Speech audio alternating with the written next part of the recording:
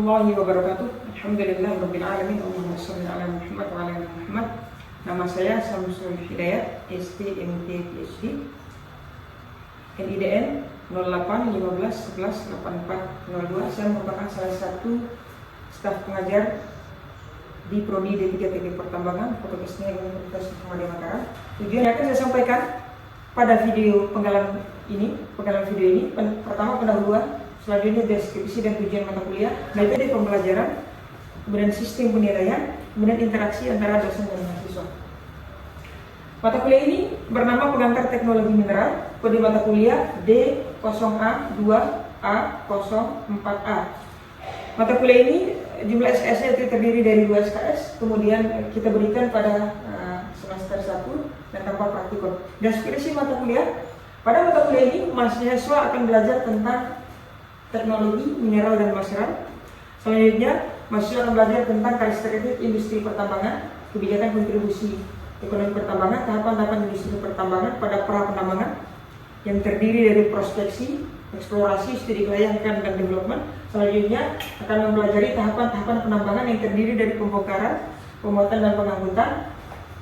Akan mempelajari juga pengolahan bahan galian yang mencakup preparasi, konsentrasi dan kering, serta mesin dan peralatan yang digunakan pada setiap tahapan. Penanganan lingkungan pada kegiatan penambangan atau operasi produksi seperti pada area unit kasar, unit konsentrasi, dan area disposal. Terakhir kita di mata kuliah ini akan bicara tentang kegiatan pasca tambang, wabil khusus pada kegiatan rehabilitasi sosial dan ekonomi masyarakat. Mata kuliah ini bertujuan membentuk mahasiswa sehingga memiliki karakter akhlak yang baik serta membekali mereka agar memiliki pemahaman yang utuh tentang industri pertambangan dan mineral sehingga dapat diterapkan sesuai kebutuhan mereka di dunia pertambangan. Capaian pembelajaran yang dari CPL 1 mampu menunjukkan akhlak, integritas serta nilai Islam dan kemuhammadiyahan, bekerja mandiri dan profesional dengan semangat nasionalisme serta berkomunikasi dan berkontribusi di masyarakat global sesuai dengan keilmuan. Kemudian ada CPL kedua, mampu menerapkan pengetahuan matematika, sains, ilmu dasar dan teknologi sebagai landasan untuk mendapatkan pemahaman tentang ilmu teknikan. CPL 3 mampu menguasai konsep teoritis dalam bidang teknologi mineral untuk menyelesaikan masalah prosedural di bidang pertambangan secara mendalam. Ada CPL 5 mampu mengidentifikasi dan menganalisis masalah dalam bidang pertambangan menggunakan metode dan teknik rekayasa. Kemudian ada sub capaian pembelajaran mata kuliah atau sub CPMK ada 1-8. Sub CPMK 1 mampu menjelaskan konsep teoritis tentang teknologi mineral dan masyarakat serta mampu mengidentifikasi secara garis besar perbedaan batuan dan batu bara. Sub CPMK 2 mampu menjelaskan karakteristik industri pertambangan dan mengidentifikasi perbedaan antara industri pertambangan dan industri yang lainnya. Sub CPMK 3 mampu menjelaskan kebijakan dan kontribusi industri pertambangan, kontribusi ekonomi industri pertambangan. Sub CPMK 4 mampu menjelaskan dan mengidentifikasi kegiatan-kegiatan industri pertambangan pada tahap pra penambangan yang terdiri dari prospeksi, eksplorasi, studi kelayakan dan development. Sub CPMK 5 mampu menjelaskan tahapan penambangan yang terdiri dari pembongkaran, pemuatan dan pengangkutan, serta mampu menghitung badan dan spasi pada geometri peledakan serta faktor keserasian alat angkut pada alat angkut dan alat muat pada kegiatan pembuatan dan pengangkutan. Sub CPMK 6 mampu menjelaskan tahapan-tahapan pengolahan bahan galian yang terdiri dari preparasi, konsentrasi dan dewatering, serta menjelaskan mesin dan peralatan yang digunakan pada setiap tahapan-tahapan pengolahan bahan galian tersebut. Sub CPMK 7 mampu menjelaskan penanganan lingkungan pada kegiatan penambangan operasi produksi sesuai dengan jenis kegiatan mereka. Sub CPMK 8 mampu menjelaskan pasca tambang pada kegiatan khususnya rehabilitasi sosial dan ekonomi masyarakat. Sistem pembelajaran yang diterapkan pada mata kuliah ini secara general terdiri dari sistem pembelajaran sinkronus dan asinkronus. Sinkronus itu berupa perkuliahan langsung, tetap muka langsung di ruangan kuliah, sebagaimana ceramah dan diskusi. Kemudian pemberian tugas, ada tugas wajib, kuis, ujian tengah semester, dan ujian akhir semester. Sinkronus itu pengumpulan tugas dari mahasiswa melalui platform online dan juga serta tugas pembelajaran yang dilakukan oleh mahasiswa melalui video online. Metode pembelajaran yang pertama ceramah dan tanya jawab kelas. Kita juga di kelas juga kita melakukan diskusi kelompok. Kemudian nanti akan diberikan studi kasus. Sistem penilaian ya ada yang dengan semester sebesar 30%, ujian akhir semester sebesar 30% juga. Aktif partisipasi dari mahasiswa itu adalah 20%, kemudian tugas itu 10% serta kuis itu 10%. Ketika kita berbicara tentang interaksi dosen dan mahasiswa, maka ada dua interaksi yang kita sediakan. Yang pertama interaksi dosen dan mahasiswa saat proses pembelajaran di ruangan kelas. Interaksi langsung antara dosen dan mahasiswa melalui kegiatan aktivitas diskusi, ceramah, diskusi kelompok, kemudian studi kasus itu dilakukan secara tatap muka. Dan interaksi antara dosen dan mahasiswa dan sesama mahasiswa juga pada grup WhatsApp gitu. Kemudian interaksi melalui konsultasi di luar pembelajaran kelas. Assalamualaikum warahmatullahi wabarakatuh. Waalaikumsalam warahmatullahi wabarakatuh. Alhamdulillahirabbil alamin. Jadi hari ini merupakan pertemuan ke-10 kita dalam kuliah teknologi negara. Jadi selamat awal pekan. Apa kabar semuanya? Alhamdulillah. Semoga tetap semangat dan semoga tetap kita bisa melakukan hal yang bermanfaat. Sekarang kuliah kita pengurangan dan peledakan. Izinkan saya berarti sedikit. Kuliah ke-9 pekan ke-9 kemarin kita membahas tentang pengembangan tahapan sistem dan metode pengembangan. Kalau boleh saya berarti sebentar ya akan mengingatkan kita semua. Dan mulai dari pertanyaan, apa itu sistem penambangan itu? Ada bisa? Ya, silakan Marisa. Sistem penambangan itu ada 3. Yang pertama itu sistem penambangan terbuka, terus yang kedua itu sistem penambangan bawah tanah, terus yang ketiga itu sistem penambangan bawah air. Baik, Marisa, apa itu sistem tambang terbuka? Sistem tambang terbuka adalah sistem penambangan yang sebagian besar aktivitasnya dilakukan di area terbuka dan berhubungan langsung dengan udara luar. Baik, luar biasa. Itu tentang sistem penambangan terbuka. Kalau terkait dengan tahapan penambangan, ada berapa sih ada yang bisa membantu kita semua? Mengenai itu ya, silakan. Silakan Desti. Dari pembongkaran, penguatan dan pengangkutan. Oke, tahapan umumnya adalah pembongkaran, penguatan dan pengangkutan. Kalau sistem penambang terbuka, sistem penambang air, kalau penambangan itu pembongkaran, penguatan dan pengangkutan. Esti, agak sedikit lebih jauh kita. Apa yang maksudnya pembongkaran itu? Pembongkaran adalah kegiatan memisahkan batuan dari batuan induknya menggunakan alat mekanis dan pemboran dan peledakan. Baik. Nah, nanti silakan dibaca-baca lagi ya, perdalam lagi pengetahuan kita tentang penambangan ini. Tapi pada pekan kali ini kita akan coba membahas tentang pemboran dan peledakan. Pertama kita selalu hampir semua kita mulai dari definisi ini, pemboran dan peledakan. Kenapa kita jadi satu paket sebenarnya pemboran dan peledakan itu? Karena memang di lapangan itu, ya sebagaimana dikatakan kemarin tadi, pembongkaran itu adalah kita memberai atau memisahkan batuan dari batuan itu menggunakan alat mekanis dan bahan peledak. Nah, kalau untuk dalam konteks peledakan maka kita menggunakan bahan peledak. Nah, untuk menggunakan bahan peledak itu di lapangan kita membutuhkan tempat dicurahkan atau ditaruh bahan peledak yang diletakkan itu bahan peledak itu, maka kita membutuhkan pembongkaran. Nah, pembongkaran itu bisa kita mendapatkan definisi dari banyak tempat gitu ya. Tapi yang paling sederhana yang paling gampang kita pahami, pembongkaran itu adalah aktivitas yang digunakan, yang dilakukan untuk membuat lubang bor menggunakan alat bor. Pemboran yang kita maksudkan di sini adalah dalam konteks pemboran untuk peledakan, maka pemboran yang kita buat itu adalah berbentuk silinderis dengan pola-pola tertentu. Jadi jarak antar satu baris itu ada jarak seragam sama jaraknya jarak antar baris dengan baris yang sana, di jarak antar baris ini dengan previous itu ada jaraknya.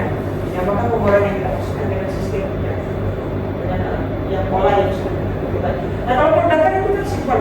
Gitu. Peledakan itu apa ya? Peledakan itu adalah aktivitas atau kegiatan yang kita lakukan untuk memisahkan batuan dari batuan itu menggunakan bahan peledak. Peledakan dalam konteks penambangan itu dalam konteks seperti itu. Jadi Ya, di lapangan yang sering digunakan itu bahan peledak itu yang paling terkenal itu adalah yang pembelian itu adalah ada nama istilahnya ANFO, nitrat fuel oil, jadi komposisinya 94,5% AN dan 5,5% fuel oil. Soalnya ada bahan peledak emulsi juga. Kalau bahan peledak ANFO tadi itu bahan peledak curah, ya. Kalau emulsi itu lebih pada dalam bentuk gel, dia itu komposisinya juga beragam berdasarkan referensi itu. Amonium nitratnya tetap ada 60-50%, tapi bahkan ada di dalamnya aluminium itu untuk menambahkan daya tahan emulsi. Nah, peledakan karena ANFO dan emulsi itu perlu pemicu awal, ledakan awal, maka digunakan ada detonator. Sebagaimana yang kita kenal itu ada dua detonator, yang ada detonator listrik, kemudian ada yang pemicunya menggunakan listrik, kemudian ada detonator non elektrik gitu. Dan ada juga selain itu ada namanya dekor, dan digunakan untuk berbagai kondisi di lapangan untuk melakukan kegiatan ledakan. Nah, hasil dari peledakan itu apa sebenarnya? Itu fragmen batuan. Kalau dari kata-katanya, kalau bisa kita mencoba membayangkan sebentar itu, fragmen itu apa sebenarnya? Ada yang bisa nggak bantu kita? Fragmen itu apa? Saya boleh jawab. Ya silakan. Fragmen batuan adalah pecahan-pecahan batuan yang dihasilkan dari peledakan. Ya, fragmen yang kita maksudkan di sini itu adalah fragmen karena setelah kita melakukan peledakan, ya, kita muncul dari detonator, kemudian meledakkan ANFO, kemudian terjadi reaksi yang sangat cepat, kemudian memberikan tekanan pada batuan, kemudian memecahkan batuan. Nah, hasil dari proses itu tadi, maka terbentuk namanya fragmen batu. Jadi sudah terpisah dari batu ini, kemudian ada pecahan-pecahan tertentu. Fragmen batu. Sehingga menurut para ahli, ya, peneliti tentang peledakan, maka hasil peledakan itu, ya, bisa secara substansial kita evaluasi dengan dua indikator. Pertama itu fragmentasi peledakan. Yang kedua itu adalah applicability atau pemampu galian. Di lapangan, ya, ada beberapa metode yang bisa kita gunakan untuk mengukur fragmentasi. Sebagaimana kita lihat bisa di gambar gitu, ya. Bisa di gambar, kemudian ada batuan di sini, kemudian ada scale objeknya di sini. Scale objek ini itu adalah objek yang kita ketahui apa dimensinya, apakah diameternya akan bisa kita gunakan bola atau panjangnya akan kita gunakan garis. Kemudian kita masukkan ke software sehingga kita minta software untuk mengestimasi berapa kira-kira diameter per fragmen itu. Intinya bahwa untuk mengukur fragmen di lapangan itu ada pengukuran metode fotografis, istilahnya itu. Kita ambil gambarnya, kemudian kita berikan skill objeknya itu, ya, benda yang kita ketahui kepadanya, kemudian kita bawa ke software, dimasukkan ke dalam software, kemudian software mengestimasi. Ada juga pengukuran langsung, istilahnya gitu, dengan tentu dengan perkiraan gitu. Apa mungkin barangkali tidak semuanya bisa ada 500 sampai 1000 batuan di situ, kemudian kita hitung satu tower. Misalnya, bahwa hari kita tidak seperti kita tidak mengestimasi. Kemudian ada menghitung bolter, bolter itu adalah batuan yang ukurannya besar, yang berlebih dari kapasitas kerasnya. Kemudian ada juga pengukuran langsung itu kita menggunakan batuan alat pali gitu, ya. Kemudian kita bisa jepit di sini, misalnya luas 1 meter di sini, luas 1 meter di sini, luas 1 meter di sini, luas 1 meter di sini, 2 meter di sana. Gitu. Jadi kita pola 2 meter, 2 meter, 2 meter, 2 meter. Jadi kita bentuk kali dengan setiap, sehingga nanti kita hitung diameter A di kotak 1 ini, ukuran 30 cm nya sekian, di kotak 2 30 cm nya sekian, di kotak 3 30 cm nya sekian. Bedanya langsung gitu. Tapi pada hasilnya bahwa kita menggunakan fotografi. Kemudian applicability atau kemampuan galian itu adalah cara kita mengevaluasi hasil peledakan dari proses pembuatan. yang dilakukan oleh alat muat. Kemudian ini proses terjadinya peledakan ya, secara teoritis bisa kita coba bahas bahwa memang ada 3 zona ya ketika proses terjadinya peledakan. Yang pertama adalah zona dari lubang bor lubang ledak itu sendiri ya. Kan ada lubang ledak, kemudian di dalamnya kita taruh ledak. Itu zona dia. Kemudian di luar zona dia kita sebut sebagai zona antara atau crush zone. Zona antara di sana lah ketika meledak itu meledak itu maka di zona itulah terbentuknya flight material itu. Itu berat kecil yang bisa diterbangkan ke udara. Kemudian di luarnya dia itu ada yang disebut sebagai fracture zone. Zona anak-anak. Jadi pertama di zona lubang ledaknya tempat kita menempatkan bahan peledaknya. Kemudian di luar dia itu adalah crush zone, zona hancuran. Di sana lah material-material kecil itu tercipta yang material fine itu yang bisa diterbangkan oleh. Kemudian di luar itu adalah zona fracture zone akan di luar itu kemudian batuan itu yang terbentuk sebagaimana di sini yang bisa kalau misal peledakannya kurang baik maka akan menghasilkan apa yang disebut sebagai boulder. Nah, geometri peledakan dari gambar ini ada yang bisa melihat kira-kira ada yang bisa bayangkan dari sepintas itu apa yang kita lihat pertama kali. Ada misalnya simbol apa di sana? Ada apa? Ada bagian betul. Ada spasi tulisannya itu. Kemudian ada apa lagi? Ada tulisannya, ada apa lagi? Ya, kemudian apa lagi? Dalam lubang. Nah, teman-teman sekalian bahwa bahkan itu Pak ini geometri peledakan itu adalah bagian-bagian daripada lubang ledak dan peledakan yang ada di dalamnya itu. Kemudian kita sebut sebagai geometri peledakan ada beberapa istilah atau parameter yang kita gunakan. Yang pertama itu adalah bardan. Apa itu bardan? Ya, bardan itu adalah ya. Jadi kita ketika dalam peledakan tentang kita ada namanya free phase. Free phase itu adalah bidang bebas, bidang yang tidak mengambil kanan di pada arah tiga lurusnya dan dia lereng muka lereng itu adalah bidang bebas. Sehingga bardan itu apa? Bardan itu adalah jarak ya bidang bebas itu tadi.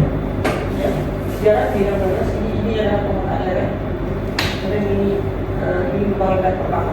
Jarak lubang ledak pertama, lubang ledak pada baris pertama dengan free phase pada saat terjadinya ledakan. Kenapa kita sebut sebagai pada jarak terjadinya ledakan?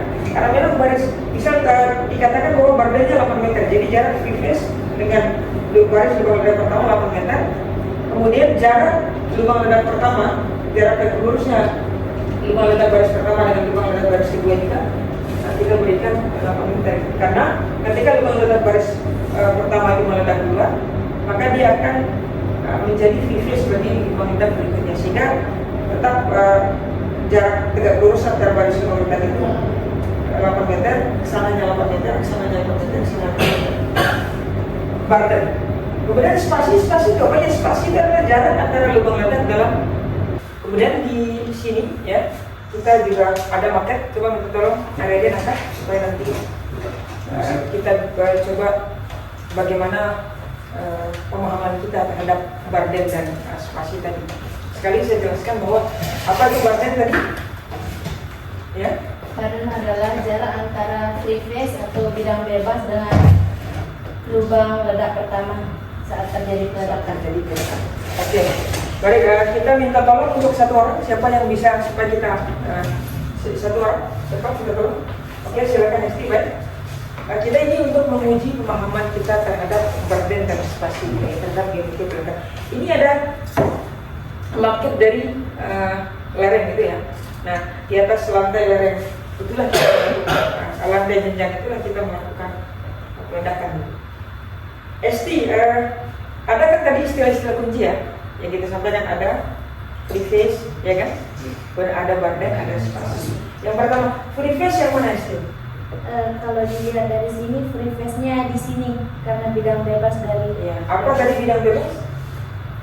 free face. Ya.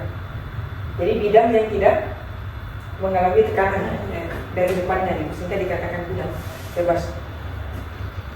Kemudian barden apa tadi barden? Ada yang bisa mengingatkan kita? Jarak. Apa? Iya, ada yang Jarak antara lubang ledak pertama dengan free face. dengan free face itu. Nah, kalau dalam konteks ini, ya, dalam konteks ini pasti, misal baris lubang ledak pertama dari sini ke sini ke sini ke sini ya, lubang ledak yang berdampingan itu. Berarti bardennya itu dari mana ke mana sih? Dari sini ke sini, Pak. Oke, dari sini ke sini ya, Iya. jarak tegak lurus lubang ledak pertama dengan free face itu. Nah, kalau misalnya ada lubang ledak kedua setelah baris lubang ledak pertama, misal di sini, di sini, di sini, di sini, di sini, dan di sini itu. Berarti barden itu juga dari mana ke mana sih? Tetap dari sini ke sini tegak lurus, Pak. Ya, dari free face ke baris pertama, dari free face ke baris pertama. Jadi kalau dari baris pertama ke baris kedua, apakah juga disebut barden? Iya, Pak. Iya, Pak. Ya, gitu. Karena sekali lagi penekanannya barden itu adalah jarak lubang free face dengan lubang ledak pertama pada saat terjadi peledakan. Pada saat lubang ledak pertama itu meledak, maka dia akan menjadi free face bagi lubang ledak pada baris kedua. Barangkali seperti ya. Terima kasih. Desti, ini silakan duduk gitu ya. Kemudian ini adalah geometri peledakan tanpa dua lubang ledak. Kemudian ada geometri peledakan dengan lubang ledak yang banyak gitu ya. Dan ini adalah tinggi jenjangnya, kemudian kemiringannya seperti itu. Kemudian ada lubang ledak baris 1, lubang ledak baris 2, lubang ledak baris 3. Nah, kita sekalian dalam peledakan tabung terbuka, kita khususkan di peledakan tabung terbuka dalam kasus ini gitu ya, bahwa untuk menghitung peledakan tabung terbuka, beberapa peneliti peledakan mengeluarkan persamaan yang ada yang empiris. Persamaan empiris itu untuk memudahkan kita mempraktekkan bagaimana mendesain geometri peledakan berdasarkan rekomendasi RLS bahwa barden itu ya bisa diestimasi dengan mengalihkan faktor MG batuan atau K itu dikali diameter eksplosif dibagi dengan 12 itu, di mana nilai K ini ya berkisar antara 25 sampai 35. Nilai K itu adalah apa yang pilih untuk barden, pilih itu adalah untuk diameter eksplosif. Ya. Ada pertanyaan barangkali? Terlebih dahulu. Boleh, Pak. Oke, silakan. Tadi kan Sida sudah menjelaskan tentang fragmentasi. Nah, di situ Sida belum menjelaskan mungkin pengaruh atau sejauh mana pengaruh fragmentasi yang baik itu terhadap aktivitas penambangan. Baik, luar biasa pertanyaannya, Pak. Jadi kita kembali ke slide yang sebelumnya. Sebelum nanti kita mengerjakan soal itu ya. Oke, kita kembali ke slide kita tadi. Oke, sini. Nah, pertama fragmen itu ya hasil produk dari peledakan itu. Kemudian kita sudah bahas nanti bagaimana cara mengestimasinya itu. Tinggal tolak ukur dari fragmen yang baik itu pertama itu adalah dia tidak ada boulder dan sedikitnya material fine. Nah, itu tolak ukurnya. Sehingga kalau pertanyaannya tadi sebenarnya apa sih pengaruh dalam aktivitas penambangan berikutnya, sangat berpengaruh, sangat relevan dengan aktivitas industri pertambangan berikutnya. Dan di depan kita itu kan ada setelah pembongkaran ada pemuatan dan pengangkutan gitu ya. Kemudian setelah pemuatan dan pengangkutan ada kita material itu dibawa ke menuju kekerasan. Nah, kalau material border itu ada besar gitu ya, jadi akan berpengaruh terhadap aktivitas pemuatan. Jadi kalau melebihi dari kapasitas bakat dari alat muat, maka tidak bisa diangkut, tidak bisa dimuat dan tidak bisa diangkut. Itu dari sisi pemuatan dan pengangkutan. Tapi juga nanti di kerasa ya, karena memang kan kerasa kan ada batas maksimal diameter ukuran kerasa itu. Jadi jika border itu tidak bisa dimasukkan langsung ke dalam kerasa, kekerasan, bahwa justru di sana kita membutuhkan ada primary plastik dan ada secondary plastik. Primary plastik itu. Nah, baik, terima kasih atas pertanyaan yang luar biasa. Sekarang sih, tadi saya minta Anda berdiskusi dan menghitung dan berdiskusi di kelompok masing-masing gitu ya, tentang perhitungan geometri pergerakan. Nanti ada dua kelompok, ya, kelompok 1 dan kelompok 2, dan diketahuinya seperti itu. Nanti silakan dikerjakan, kemudian ke depan akan menyampaikan secara singkat, diskusinya secara singkat kepada teman-teman yang lain. Waktu saya berikan 15 menit untuk diskusi kelompok. Silakan ya. Terima kasih sudah habis waktunya kita untuk berdiskusi kelompok. Terima kasih atas perhatiannya tadi sudah berdiskusi kelompok ya. Jadi kegunaan dari diskusi kelompok kita bisa saling menginput sama-sama itu. Mungkin ada yang belum dimengerti, bisa kita diskusikan dengan teman hasilnya. Oke, saya persilakan terlebih dahulu kelompok 1 untuk menyampaikan hasilnya. Kita berdiri di depan gitu. Iya, silakan dari ya. Oke, silakan. Ya, Dari hasil yang kita peroleh nih Pak, setelah kami menghitung sebagaimana diketahui dari diameter eksplosinya sampai dengan 5 cm, sedangkan densitas batuannya 2,6 gram per cm kubik, maka diperoleh partnya 4 meter, spasi sampai dengan 4,5 meter, sehingga makin besar densitasnya, semakin besar partnya. Jadi berarti semakin besar densitas, semakin besar badannya.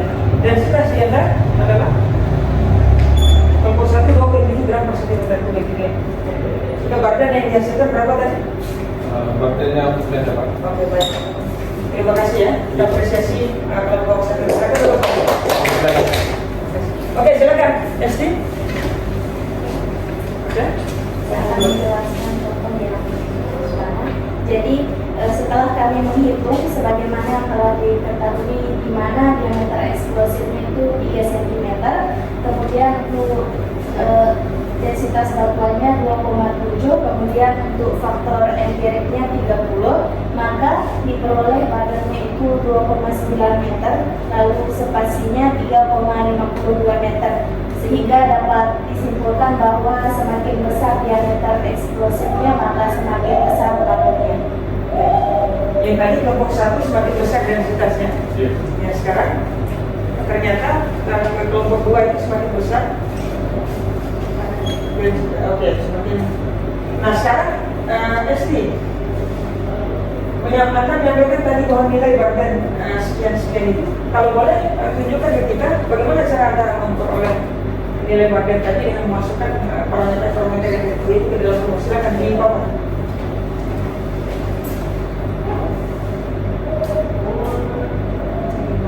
Sama dengan tadi rumusnya itu K dikali DE diameter eksplosif terus dibagi dengan 12 sama dengan untuk K-nya ini kita seperti yang diketahui 30 dikali DE-nya 1,17 dibagi dengan 12, maka hasilnya 35,1 dibagi 12 sama dengan 2,9 meter.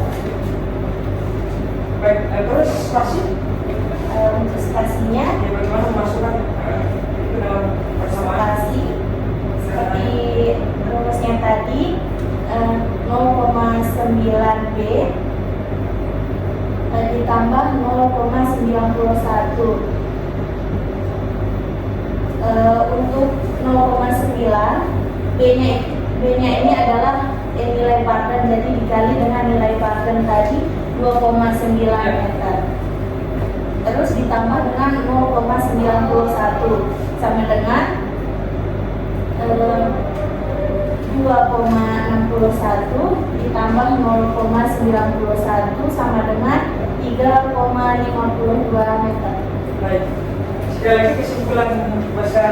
Berarti apa tadi semakin apa? Semakin besar diameter eksplosifnya, maka semakin besar badannya. Oke, semakin besar diameter eksplosif dan semakin besar densitas. Baik, terima kasih. Kita berikan apresiasi kepada. Jadi ternyata bahwa besar dan tidaknya ya dua parameter penting tadi ya dalam persamaan ini yaitu adalah diameter eksplosif dan sintetitas akan mempengaruhi besar diameter. Dan demikianlah besar baradai terlihat. Demikianlah kuliah kita pada pekan ke-10 ini. Nanti tugas-tugas silakan meringkas mata kuliah pekan ini.